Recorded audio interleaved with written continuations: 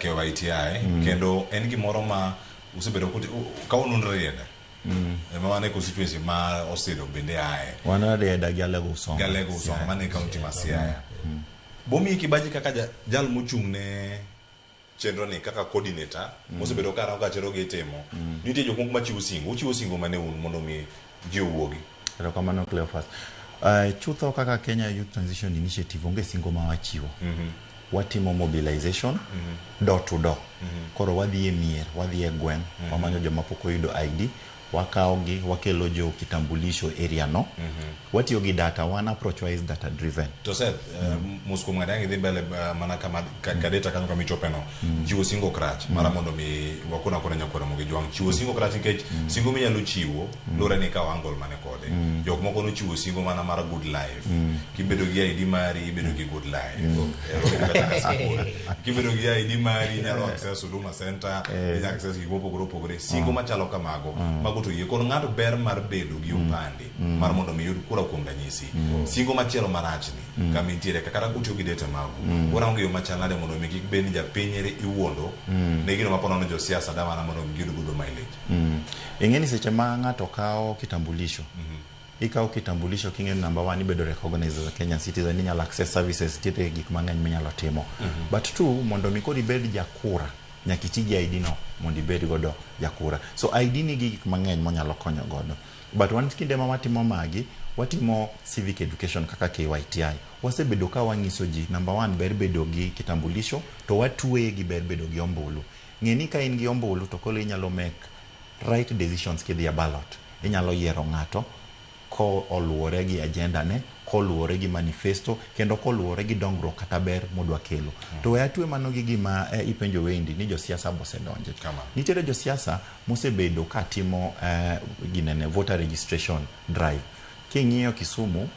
Professor Tom Ojienda notimo voter registration drive mako sub counties ochiko Seme Nyakach kuonde guduto to kinde kata mano timo mano nong'isa ji ni ber kundikoru kaka jogo ombulu kisendikoti kaka jago ombulu nitiere ber kidhi e ballot box inyalo make decision mondo itim gimoro manyalo konyo jopiny mano bineno kata kotimore Homa Bay kokalo through Opondo Kaluma kata kidhi piny ma Siaya yudo ka Samuel Atandi gini temo to gi jo siasa mamoko mosebiro kanyakla moneno ni piny luo kata piny onagi nyaka wuog oko e rombgi duto mondo gi register e IEBC koro gima timore gi sani Trevor en ni gima ineno ka osebedo ka chando IEBC gi statistics gi Cleophas gima osebedo ka chando IEBC gi statistics aworo janyalende rangi janyalende biwa waka ogwangwe ngwech be kama chielo gima osechando gi statistics en ga ID nikech one of the experiences ma osebedo godo unyalo dhi kamoro gi jo IEBC nudwaro mondo ndik ji to yudo ni ji mang'eny mabiro ka jo IEBC biro kwayo pande ni kipande ema gisebedo ka gionge godo kati nyalo yudo ni ng'ato biro to gombo ni okaw kura but onge okipande nolal odwaro no replace so one of the things ma wasebedo ka watemo intervene on en ni nyaka kuongi bed gi kipande kisebedo gi kipande Cleophas ng'eni sani pinywa masani okinyala jaluo sani en ng'ama riek jaluo en ng'ama kiwuoyo kode gi agenda ndalo machon cha mani nyalo dhi tiwacho ni watimuru kama to giwinjo sani odwaro ni ere dongruok kata ere ber ma inyalo kelo negi koro kinde misero gi mondo mi gidhi gi kawo ombulu nyaka itim negi civic education kendo nyaka iwach negi ber midhi kelo to gima osiepa no wacho ni tiyo gi Ministry of Interior kata sani osiepa Ministry of Interior kokalo through Dr. Raymond Omolo osebedo ka distribute nyaka IDs mobiro data ne tango ni nitiere around 460,000 IDs ma gin uncollected wan gima watimo watiyo gi sub chief assistant chief kendo watiyo gi chief kendo watiyo gi jodong gweng mondo mi gi trace nwa jogi ka gise trace gi luongo gi timiyo gi ID koro sani in partnership with IEBC seche mikaw ID ni tindiko di kaka jago ombulu nikech kitwegi go kanyakla tiyudo ka numbers wa kaka joluo dhi bedo gi malo koro okikaw ID e kura e office mopogore tikaw kura e office mopogore ikelo nigi kanyakla ikaw ID ni tikaw kura ni se tutimo nonro kendo rango gi ang'o moyudo mamiyo oganda ndikre to kaw kura okaw ID gi nikech kawa nyalenda bi kama